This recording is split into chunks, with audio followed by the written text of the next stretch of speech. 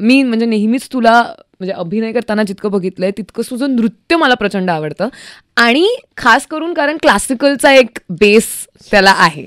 तर मला जाणून घ्यायचंय की कधी शिकलीस तू क्लासिकल, कधी कोणत्या क्लासला घातलेलं तुला? कारण एक क्लासला घालणे ही एक गोष्ट जी असते, म्हणजे मला आईने भरतनाट्यमच्या क्लासला घातलेलं की जा आता शाळेनंतर तू, तर तसं तुझ्या बाबतीत काय झालेलं? मी होते 6 वर्षाची आणि माझ्या मम्मीचं एक अत्यंत ऑनेस्ट मत असं होतं की तू फिट राहिली पाहिजेस, कारण का मी ऑलरेडी हेवी होते. As a baby I was very heavy. Okay. 9 pound वगैरे असं काहीतरी. ओके. त्यामुळे मी खूप हेवी होते. तर तिला असं वाटलं की बापरे, हे जरा फिट राहिलं पाहिजे, मुलगी आहे ती छान दिसली पाहिजे, जरा काहीतरी एक्सरसाइज पाहिजे आयुष्यात. तर तिने असं भरतनाट्यमचा क्लास जाता जाता आम्ही बघितला होता आणि तिने सांगितलं की इकडनं मग भरतनाट्यमच्या क्लासला.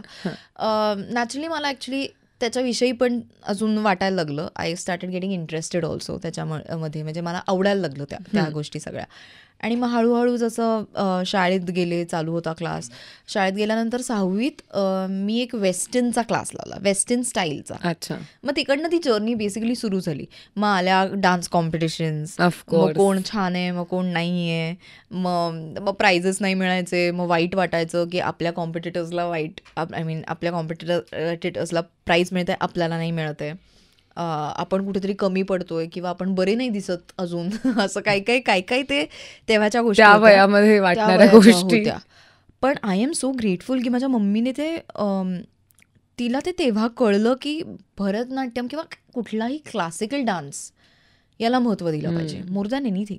कारण का तुला माहिती आहे आत्ता कसं आहे, फॅड निघालं की लोक अच्छा ही स्टाईल आत्ता ट्रेंडिंग का, चला ही स्टाईल शिकूयात. आय डोंट थिंक जे क्लासिकल डान्स ज्यांना क्लासिकल डान्स येत नाही त्यांना त्याचं महत्त्व माहिती आहे. जे क्लासिकल डान्स शिकलेत ना, ज्यांनी 7-8 वर्ष 15-20 वर्ष कॉन्ट्रीब्यूट केली आहेत या डान्सला, त्यांना त्याचं महत्त्व कळतं. आणि मे बी बिकॉज मी भरतनाट्यम शिकले होते, माझं आरंगेत्रम तोपर्यंत झालं होतं, मी कॉलेजपर्यंत पोहोचतो 10वीतच झालं होतं, त्यामुळे सुद्धा मला माझ्या अभिनयात खूप मदत झाली body language wise. I always say की डान्सर्सची ना बॉडी लँग्वेज खूप चांगली असते आणि एक ग्रेस असते, ग्रेस असते. आणि similarly I also say people who are great actors or good actors can dance very well, कारण त्यांची बॉडी लँग्वेज चांगली असते. It's a game, that's my observation. कुणाचं वेगळं असू शकतं, पण माझं असं म्हणणं आहे की जेव्हा तुम्ही ॲक्टर चांगले असता ना, तर तुम्हाला सहज डान्स जमतो, कारण तुमची बॉडी लँग्वेज चांगली असते. पण नेसेसरीली माझं हेही म्हणणं आहे की जर तुम्ही डान्सर असाल, इट्स नॉट नेसेसरी की तुम्हाला ॲक्टिंग जमेलच. राईट. सो हे या बारीक बारीक गोष्टी आहेत. इट्स काय म्हणतात, it's part of your personality, it's part of what you are. माणूस म्हणून काय आहात, कलाकार म्हणून काय आहात, आणि हळूहळू त्या गोष्टी तुम्हाला जिथे जायचं असतं त्या मदत करत जातात. राईट. आत्ता मला असं झालं की सॅडली बघ ना, आपण अवॉर्ड शोज करतो, कोणी नाही क्लासिकलला हात घालत, आणि हात घातला तरी खूप कथक ओरिएंटेड असतात सगळ्या स्टाईल. कारण का maybe mostly many of the actresses are कथकमध्ये पारंगत आहेत, त्या भरतनाट्यममध्ये नाही आहेत ऑलमोस्ट. त्यामुळे माझ्याकडे पण ती चॉईस झाली होती की कथकची बॉडी लँग्वेज आत्मसात केली पाहिजे. भरतनाट्यम आणि कथक तुला तर आता काय सांगणार, your a fellow Bharatanatyam dancer, किती जमीन आसमानाचा फरक आहे. पण या गोष्टी शिकायला लागल्या इंडस्ट्रीमध्ये घेऊन, आणि असे चांगले चांगले गुरु पण मिळाले सुरुवातीला की जे ट्रेन करतील तुम्हाला. आता ना इव्हेंट टू इव्हेंट झालंय सगळं, पण सुरुवातीला असं व्हायचं की नाही हे जमलं पाहिजे, संस्कृती हे चेंज नाही होणार आहे. आता कलाकार घेतात जातात आणि त्याला एक मला ही स्टेप नाही जमत, हे चेंज होतं. पण असे काही कोरिओग्राफर्स आहेत ज्यांची आमच्याकडनं जे प्रॉपर नाचतात त्यांच्याकडनं अपेक्षा असते की हे नाही चेंज होणार आहे, हे तुला जमवावं लागेल, वी हॅव टू डू दिस. पण सॅडली भरतनाट्यम नाही होत.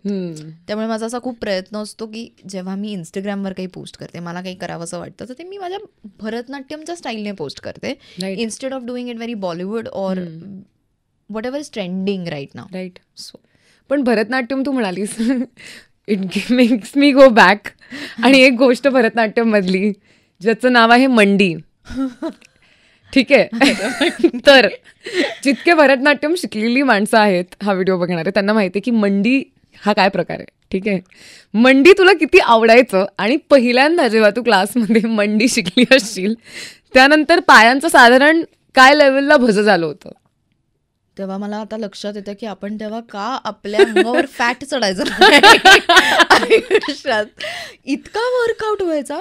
काय आत्ता जे आपण लंजेस आणि स्कॉट्स करतो I हे swear. काय आहे, स्प्लिट स्कॉट्स वगैरे हे काय आहे सिरियसली, की मला असं होतं की हे जर मी लिटरली आत्ता जर मी 1 तास रोज जरी भरतनाट्यम करायचा मला वेळ मिळाला ना, मला जिम बिमला गरज नाही पडणार, खरंय. इतका त्याचा फरक पडतो. तर ते मंडी वगैरे तर आधी मी तुला सांगते, तर ज्यांना फार माहिती नाही टेक्निकल टर्म आहे, आरमंडी म्हणजे जेव्हा आम्ही खाली बसतो, भरतनाट्यमची एक पोझिशन असते तर त्याला ना ते एक असतं ना की तुमचा पंखा दिसला पाहिजे ना तो, त्यामुळे तुमचे पूर्ण असा वाईड पाहिजे. राईट. माझे तर वाईडच नाही व्हायचे. मला ती वेगळी एक्सरसाइज करायला लागायची टीचर्स अशा असायच्या ज्या मागे उभं हो, राहून आणि पाय स्ट्रेच करायच्या. झालंय सगळं करून झालंय हा, I बरं का. can imagine. तर त्यामुळे तसं व्हायचं की हे स्ट्रेच पण होत नाहीये. तर जी गुरु होती ती म्हणायची म्हणजे त्या म्हणायच्या की पंख दिसणारच नाही तुझा अरंगेत्रमला, हे काय हे थोडं अजून. तर ती एक वेगळी एक्सरसाइज करायला लागायची बरं का मला. आता ते होतं, आता फ्लेक्झिबल झालोय म्हणून हळूहळू. पण तेव्हा ते आता हा अडव करायचा आहे, तो अडव करायचा आहे, चल आता मंडी अडव करू, की असं व्हायचं. एक वेगळं बळ. हो यार, वेगळं बळ. आणि पाय गोळे ग पाय, गोळे दुसरा शब्दच नाहीये त्याला. खरंय. डायरेक्ट घरी जाऊन एक असं एक बिचारं काहीतरी व्हायचं आणि घरी जायचं आणि डायरेक्ट मिठाच्या पाण्यात पाय. म्हणजे माझा तरी क्लास शनिवार रविवार असायचा का शुक्रवार शनिवार असायचा. आणि शुक्रवारी शाळेनंतर तिथेच क्लास, म्हणजे सगळ्यांनी थांबायचं अर्धा तास, कपडे वगैरे बदलायचे तिथेच शाळेत, आणि मग क्लासला जायचं तिथे, आणि मग शनिवारी ऑफकोर्स घरून.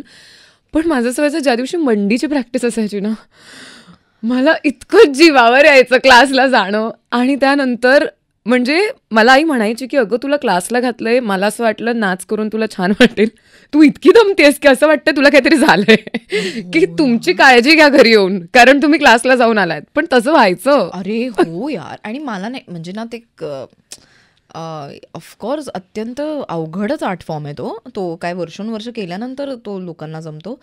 पण ते सुरुवातीचं आपल्याला असं वाटायचं की हे काय, आपल्याला कशाला हे अडव करायचं परत, पण नंतर ते किती उपयोगाला पडतात. आणि नंतर त्याचं किती महत्व आहे, जेव्हा आपण डान्स स्टाईलमध्ये आपण आयटम्स शिकत जातो ना सगळे, तेव्हा ते कळायला लागतं की हो यार इथे त्याचं, अगं साध्या अलारिपूमध्ये कळायला लागतं आपल्याला की याचं किती महत्व. खूप टेक्निकल बोलतोय. पण दिस इज फन. जरा जाऊन सर्च करा म्हणजे तुम्हाला कळेल मंडी काय असतं. आय थिंक सगळ्यांना तर सगळं कळेल ना, मंडी तर कळेलच लोकांना फॉर शुअर.